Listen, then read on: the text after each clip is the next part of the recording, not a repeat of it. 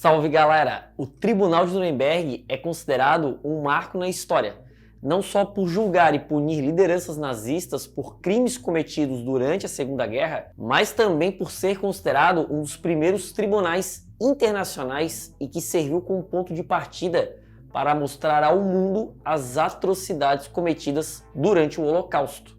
Meu nome é Dalton, sou professor e historiador e hoje eu tenho essa história para contar.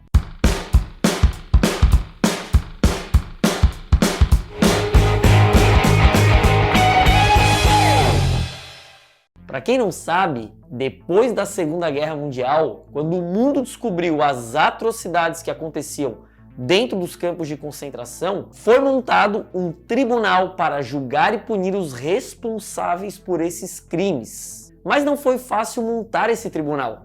Os primeiros a exigir a punição dos responsáveis pelos horrores do Terceiro Reich foram os governos europeus que tinham sido ocupados pela Alemanha, que no final da Segunda Guerra estavam no exílio.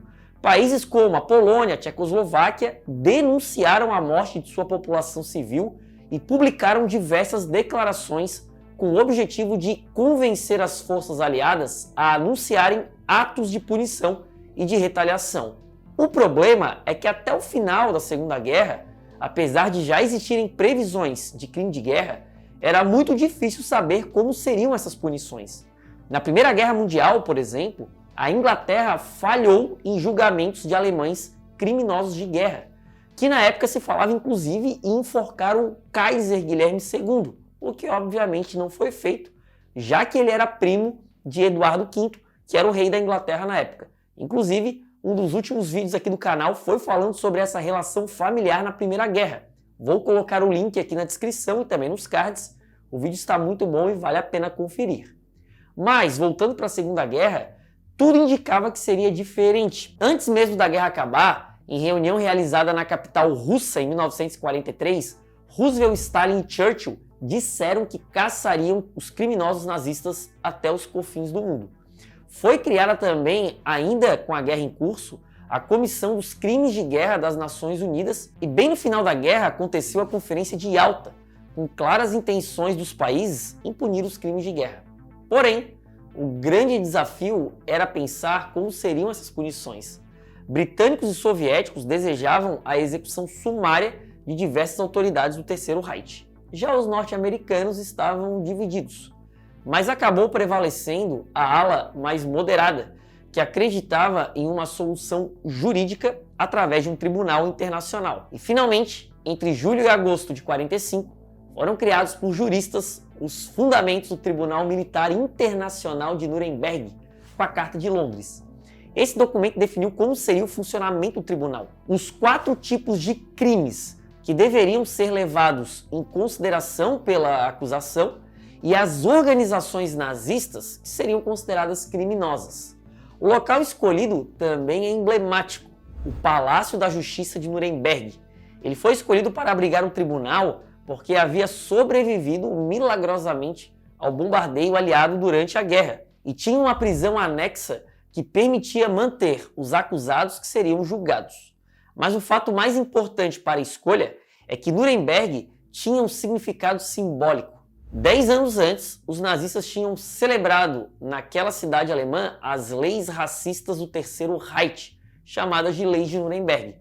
E essa cidade passou a ser uma capital simbólica do governo de Hitler.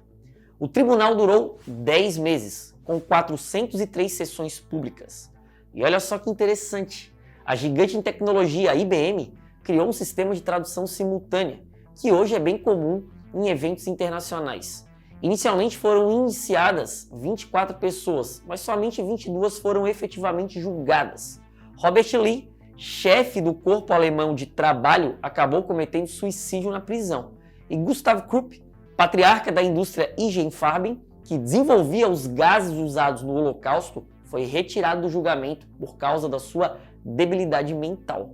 Os seus membros eram chamados de membros do tribunal e eram juízes. E foram eles que presidiram o julgamento e deram os vereditos finais.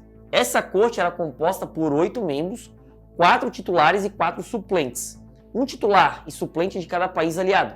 e também contava com uma promotoria, com 5 membros, um de cada país, com exceção da França, que contava com 2. Por ser um tribunal composto pelas forças vitoriosas na guerra, havia uma grande desconfiança que Nuremberg seria uma vingança e não um julgamento. Mas o desejo de justiça era grande, mesmo que nomes importantes como o de Hitler e o de Goebbels não estivessem no tribunal, é que eles haviam cometido suicídio antes dele começar.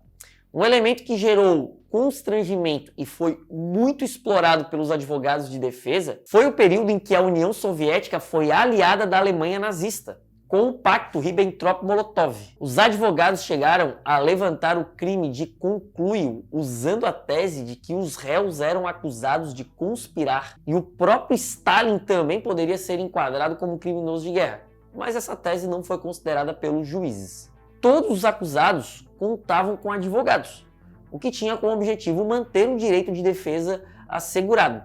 Quase todos se declararam inocentes e demonstraram pouco remorso pelos horrores cometidos nos campos de concentração.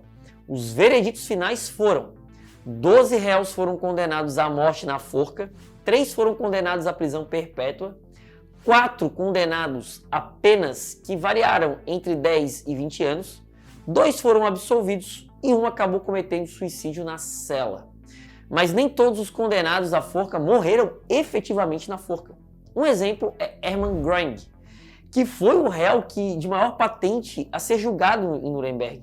Olha só o currículo dele. Ele foi presidente do Reichstag, que era o parlamento alemão, fundador da Gestapo, a polícia secreta, comandante-chefe da Luftwaffe, que era a força aérea, coordenador da conferência que elaborou a solução final para o extermínio dos judeus e também o criador dos primeiros campos de concentração. Durante sua prisão, o psicólogo que acompanhava ele na sala escreveu que ele era muito inteligente, imaginativo e ao mesmo tempo brutal, com um desprezo total pela vida humana. Ele foi acusado de saquear peças de arte, mas ele também foi descrito como simpático, expansivo, excêntrico e engraçado. Göring ficou indignado e sentiu-se humilhado porque não seria executado perante um pelotão de fuzilamento, mas seria enforcado. Então, horas antes de subir na forca, ele acabou cometendo suicídio mordendo uma cápsula de cianeto.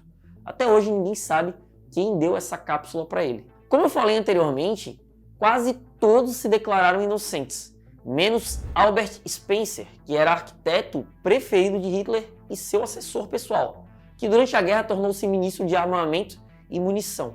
Ele recebeu 20 anos de cadeia e foi um dos poucos a confessar a sua culpa, distanciando-se explicitamente do regime nazista.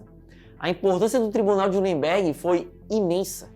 Julgou e puniu pela primeira vez as mais altas autoridades do Estado pelas violações de direitos internacionais.